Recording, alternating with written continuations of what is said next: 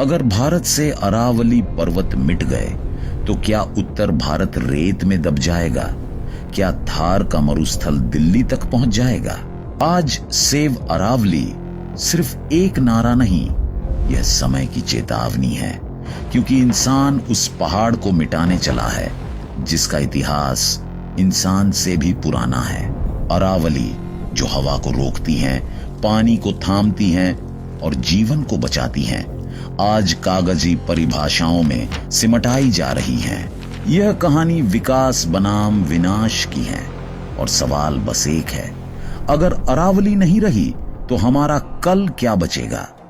अरावली पर्वत कोई साधारण पहाड़ी श्रृंखला नहीं है, यह भारत की भूगर्भीय स्मृति है, धरती का जीवित इतिहास, जहां हिमालय एक नवीन वलित पर्वत है जो आज भी टेक्टोनिक प्लेटों की टक्कर से ऊंचा उठ रहा है, वहीं अरावली एक प्राचीन पर्वतमाला है, इतनी पुरानी कि इसका जन्म प्री कैम्ब्रियन युग में हुआ था।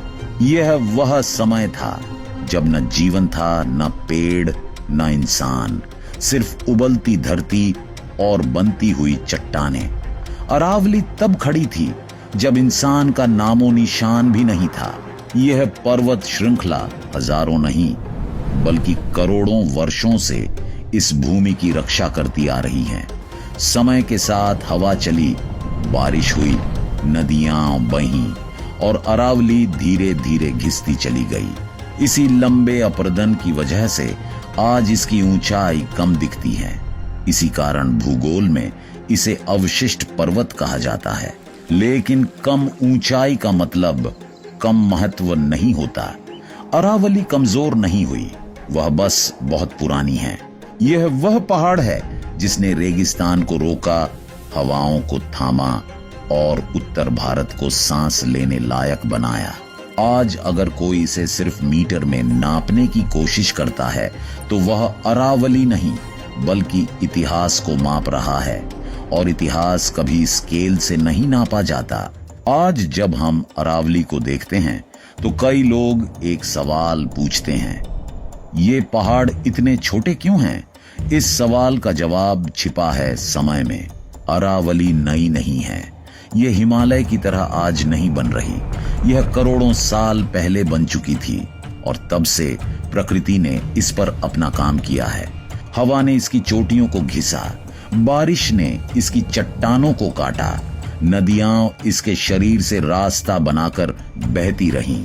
इस निरंतर प्रक्रिया को भूगोल में कहते हैं अपरदन या इरोजन। हजारों नहीं, लाखों नहीं बल्कि करोड़ों वर्षों तक चले इस अपरदन ने अरावली की ऊंचाई को धीरे धीरे कम कर दिया। जहां हिमालय आज भी उठ रहा है, वहीं अरावली बहुत पहले स्थिर हो चुकी थी।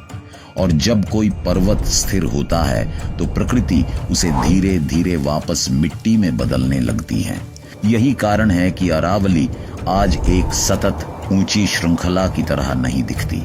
बीच बीच में गैप हैं, कुछ हिस्से पहाड़ी हैं, कुछ समतल हो चुके हैं, लेकिन यह टूटन कमजोरी नहीं है, यह उम्र का प्रमाण है।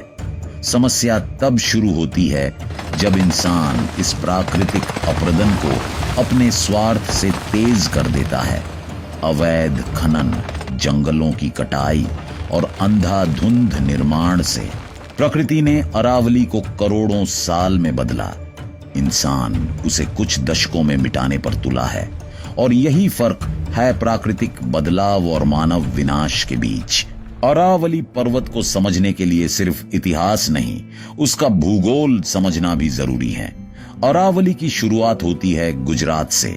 यह राजस्थान के हृदय को चीरती हुई हरियाणा से गुजरती है और अंत में दिल्ली में रायसीना हिल, राष्ट्रपति भवन के पास जाकर शांत हो जाती है। इसकी कुल लंबाई लगभग 692 किलोमीटर है, लेकिन इस पूरी लंबाई का सबसे बड़ा बोझ राजस्थान उठाता है, करीब 550 किलोमीटर, यानी लगभग 80 से 85% अरावली सिर्फ राजस्थान में स्थित हैं। यही कारण है कि सेव अरावली की सबसे तेज आवाज राजस्थान से उठती है। अरावली की सबसे ऊंची चोटी है गुरु शिखर, जो माउंट आबू में स्थित है, समुद्र तल से लगभग 1722 मीटर ऊंचा, यह अरावली की आखिरी ऊंची सांस है। लेकिन अरावली सिर्फ पहाड़ों की रेखा नहीं है, यह उत्तर भारत और पश्चिमी भारत के बीच एक प्राकृतिक दीवार है। यह थार के रेगिस्तान को रोकती है, यह मानसूनी हवाओं की दिशा बदलती है, यह नदियों, जंगलों और जीवन को जन्म देती है। दिल्ली से लेकर जयपुर तक हरियाली का जो थोड़ा बहुत संतुलन बचा है, उसके पीछे अरावली की चुप मौजूदगी है। अगर यह रीढ़ टूटी तो भारत का संतुलन भी टूटेगा। अरावली का नक्शे से मिटना सिर्फ भूगोल का नुकसान नहीं होगा, यह भविष्य का नुकसान होगा। नवंबर 2025, एक तारीख जिसने अरावली के भविष्य पर एक बड़ा सवालिया निशान लगा दिया।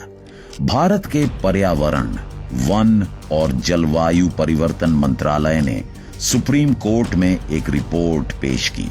यह रिपोर्ट चल रहे एक ऐतिहासिक मुकदमे से जुड़ी थी, TN गोदावर्मन केस। यह वही केस है जिसने भारत में वन संरक्षण की दिशा तय की थी। इसलिए जब इस केस में अरावली से जुड़ी रिपोर्ट सामने आई तो पूरे देश की नजरें उस पर टिक गईं। सुप्रीम कोर्ट ने पर्यावरण मंत्रालय की इस रिपोर्ट को स्वीकार कर लिया और यहीं से बहस शुरू हुई।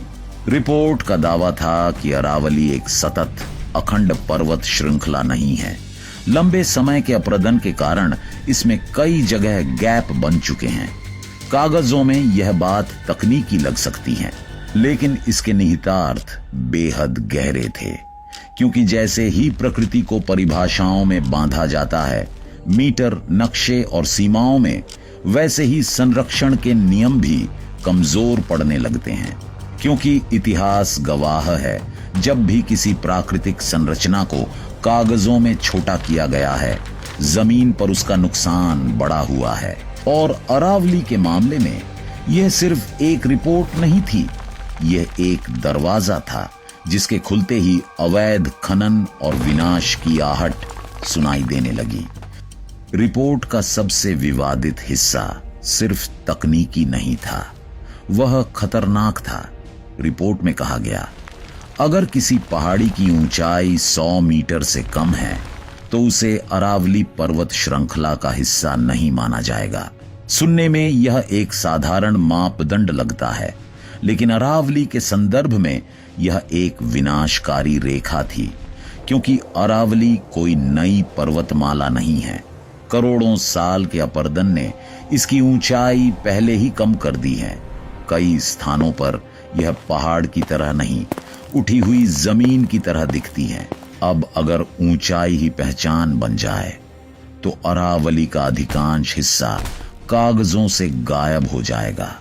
विशेषज्ञों के अनुसार अगर 100 मीटर की यह शर्त लागू हो गई तो राजस्थान की लगभग 90% अरावली कानूनी रूप से अरावली नहीं रहेगी। और जब कोई क्षेत्र अरावली नहीं रहेगा तो उस पर लागू वन संरक्षण अधिनियम, खनन प्रतिबंध और पर्यावरणीय नियम अपने आप कमजोर पड़ जाएंगे। यह ठीक वैसा ही है जैसे सड़क से हेलमेट का नियम हटा दिया जाए, दुर्घटना अपने आप बढ़ जाती है। प्रकृति को मीटर और स्केल में बांधना सबसे बड़ी भूल है, क्योंकि अरावली सिर्फ ऊंचाई नहीं, एक प्राकृतिक प्रणाली है। और जब प्रणाली को तोड़ा जाता है तो उसका असर सिर्फ पहाड़ पर नहीं, पूरे देश पर पड़ता है। कागजों पर अरावली को हटाना सिर्फ शब्दों का खेल नहीं होता, यह जमीन पर तबाही का संकेत होता है। जैसे ही कोई क्षेत्र अरावली पर्वत श्रृंखला की परिभाषा से बाहर होता है, वैसे ही उस पर लागू सख्त पर्यावरणीय कानून ढीले पड़ने लगते हैं। और यहीं से अवैध खनन की असली कहानी शुरू होती है। खनन कंपनियां पहाड़ को पहाड़ नहीं देखती, वे उसे सिर्फ पत्थर और मुनाफा मानती हैं। जैसे ही कानूनी सुरक्षा हटती है, पहाड़ों को काटा जाने लगता है रातों रात। राजस्थान पहले ही अवैध खनन की मार झेल चुका है। अगर अरावली की पहचान कमजोर हुई तो खनन खुलेआम होगा। इसके साथ साथ जंगल साफ होंगे, सड़कें कटेंगी और निर्माण बिना रोक टोक बढ़ेगा। यह सिर्फ पर्यावरण का नुकसान नहीं होगा, यह पानी, हवा और जमीन तीनों पर सीधा हमला होगा।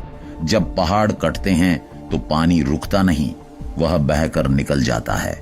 ग्राउंड वाटर रिचार्ज खत्म हो जाता है और फिर शहर कहते हैं जल संकट अचानक क्यों बढ़ गया। असल में यह अचानक नहीं होता, यह योजनाबद्ध अनदेखी का नतीजा होता है। अरावली को कागजों से हटाने का मतलब है भविष्य से सुरक्षा हटाना, और जब प्रकृति से सुरक्षा हटा दी जाती है तो आपदा आने में देर नहीं लगती। अरावली पर्वत उत्तर भारत के लिए एक अदृश्य दीवार है, एक ऐसी दीवार जो थार के रेगिस्तान को आगे बढ़ने से रोकती है। थार का मरुस्थल सिर्फ रेत नहीं है, यह चलती हुई तबाही है। हवा के साथ उड़ती रेत जहां जहां जाती हैं, वहां जीवन को धीरे धीरे दबा देती हैं। आज अरावली इस रेत के सामने एक ढाल की तरह खड़ी है। यह हवाओं की गति को तोड़ती है, रेत को थामती है और उत्तर भारत को मरुस्थलीकरण से बचाती है। लेकिन अगर अरावली को काट दिया गया, अगर यह दीवार टूट गई, तो थार की रेत राजस्थान में नहीं रुकेगी, वह हरियाणा की ओर बढ़ेगी, दिल्ली की हवा में घुल जाएगी और उत्तर भारत का बड़ा हिस्सा धीरे धीरे रेगिस्तान बनने लगेगा। इसके साथ बढ़ेंगी धूल भरी आंधियां, लू की तीव्रता, और सांस लेना भी एक संघर्ष बन जाएगा। यह सिर्फ मौसम का बदलाव नहीं होगा, यह जीवन शैली का संकट होगा। खेती की जमीन बंजर होने लगेगी, पानी मिट्टी में टिकेगा नहीं और लोग पूछेंगे सब कुछ इतना सूखा क्यों हो गया। उस समय जवाब साफ होगा, क्योंकि अरावली नहीं रही। रेगिस्तान को रोकने वाला जब ढा जाता है तो हरियाली को बचाने वाला कोई नहीं बचता।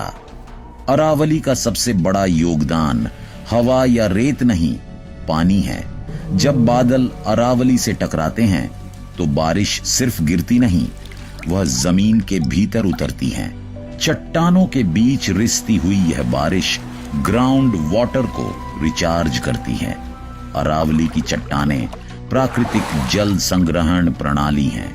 यहीं से निकलती हैं कई छोटी बड़ी नदियां जो खेतों, जंगलों और शहरों को जिंदगी देती हैं।